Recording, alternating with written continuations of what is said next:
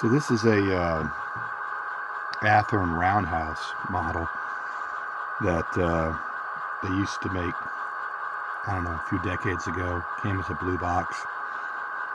They came out and reintroduced it as part of the Roundhouse, and this was actually one of the models that came with an NCE no sound DCC chip, which, yeah, for the life of me,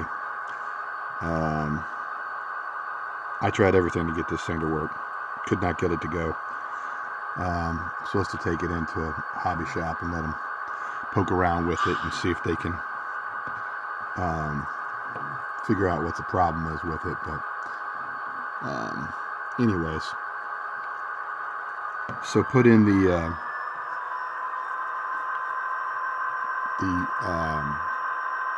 Tsunami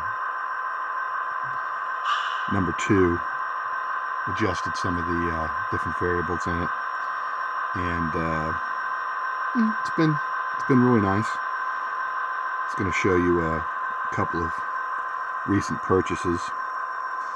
A gentleman had passed away and just had an awesome collection of materials, and this came from a train store in Thomasville called Mike's Trains, and that's I think it's a Genesis and and the Norfolk and Western is an exact rail, and they've got all the trimmings on them, Katy couplers, all the end pieces and stuff. Now this is an interesting one that I bought from somebody off of eBay, and I was a little bit disappointed. It's a Katy 40-foot boxcar that I assumed was painted. It wasn't. So I've added some additional kind of light weathering. I don't know if I can get in to show that anymore. But the Katys come with all the trimmings on it, and I got a little bit of a discount from the seller because he didn't advertise that they were decals, which anytime I'm selling something that's got decals, it's one of the first things I write. Some people love decals, some people hate them. But anyways, it's turned out to be a pretty decent car. This was a V&O train I was messing around with earlier. Thought I'd show some of these purchases.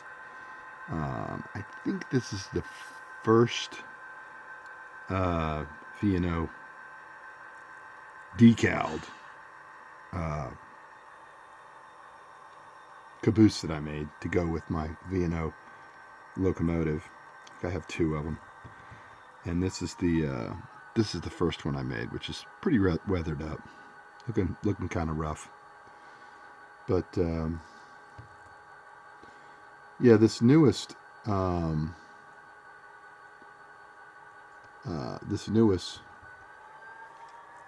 chip in this locomotive really works good. This is on just to show you that the accurate speed. That's speed step 1. That's pretty decent for a Roundhouse locomotive, and it doesn't have lit number boards, unfortunately, but runs great, sounds great. It's got that F9 key. You press it and it goes through the whole grade crossing sequence just with one button, which is kind of cool if you got other things going on. Anyways, so take that up to a little bit higher. These old switches that I've got in place, they're not very kind to these larger cars. They really show the speed that they're approaching when they're going over them. come a long way in switches over the last several decades, and I'm thinking about tearing down this train layout and making something a little bit more permanent. And I think I've come to a point in my life where I'm ready to possibly switch over to something like the Kato made track that you don't have to put ballast on. You basically put it down on colored materials and stuff, and you know, it meets the job. Because something like this is a test track, but it looks so much better, you know. And I finally put some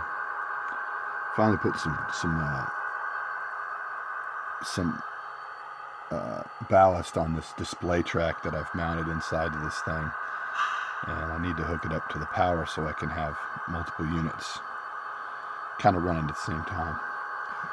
But